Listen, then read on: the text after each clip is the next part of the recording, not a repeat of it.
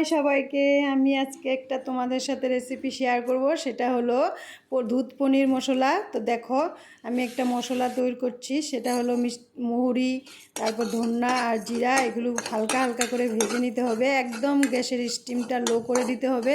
তো আমি একদম লো করে দিয়েছি। এটা ভেজে নিব অল্প সময় নিয়ে, তারপর গুঁড়ো করে নিলাম। এখন রেখে দিয়েছি। অল্প কড়াইতে তেল দিয়ে দিলাম। কড়াইয়ের মধ্যে তেলটা গরম হোক, সরষের তেলে দিয়েছি। তারপর পনিরগুলো কেটে দিয়ে দিলাম। পনিরগুলো হালকা হালকা করে ভাজতে হবে, তো বেশি লাল হয়ে গেলে ভালো লাগবে না। তো এখন দিয়ে দিলাম কাটা টমেটো, মানে কেটে রাখা টমেটো, তারপর আদা, কাঁচা লঙ্কা। এখন দিয়ে দেবো কিছুটা কাজু বাদাম। তো এগুলো এখন ভালো করে পেস্ট করে নিয়েছি। এই পেস্টটার মধ্যে এখন মশলাগুলো দিলাম হলুদের গুঁড়ো 1.5 চামচ, তারপর মরিচের গুঁড়ো দিলাম সামান্য, মানে এটা কাশ্মীরি লাল মির্চি। তো এটা মানে কালারই হবে খালি। তো এখন দিলাম জিরার গুঁড়া। তো তারপর একটু চিনি দিতে হবে, চিনি দিব একটু সামান্য। তারপর দিব নুন দেওয়ার পর কড়াইতে আমি দিয়ে দিব, মানে দেখতে থাকো। তারপর কড়াইতে দিলাম মানে তেজপাতা, একটা তেজপাতা 2 টুকরো করে দিয়েছি। এটা ভালো করে অল্প কালো কালো হলে তারপর দিব গোটা গরম মশলা, তারপর দিলাম জিরা, মানে গোটা জিরা। এখন গোটা জিরাটা ভালো করে ভাজা ভাজা হোক, তারপর মশলাটা দিয়ে দিব। মশলাটা এখন দিয়ে দিলাম।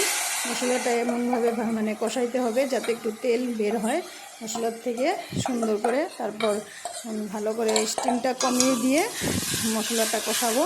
ও দেখো, অনেক সময় এটা নিয়ে কষাইতে হবে, স্টিম কমিয়ে। তোমরা দেখতে থাকো। তো এটা যখন তেল বেরোবে তখন আমি দিয়ে দেবো এটার মধ্যে দুধ। তো এটা ভালো করে কষাইতে হবে একটু লো রেখে, গ্যাসের স্টিমটা। এখন দুধ দিয়ে দিলাম। দুধটা একটু ফুটে উঠলে তারপর দিব পনির, ভেজে রাখা পনিরটা দিয়ে দিতে হবে। দুধটা একটু ফুটুক, মানে মশলাটা। তারপর এখন দিয়ে দিলাম পনিরটা দিয়ে কিছু সময় লাড়াচাড়া করে একটু জাল করতে হবে। তারপর জাল হলে তারপর ওই ভাজা মশলাটা দিব। দেখো, একটু লাড়াচাড়া করে করে জাল করছি। এখন ওই ভাজা মশলাটা 1.5 চামচের মতন ছিটিয়ে দিলাম।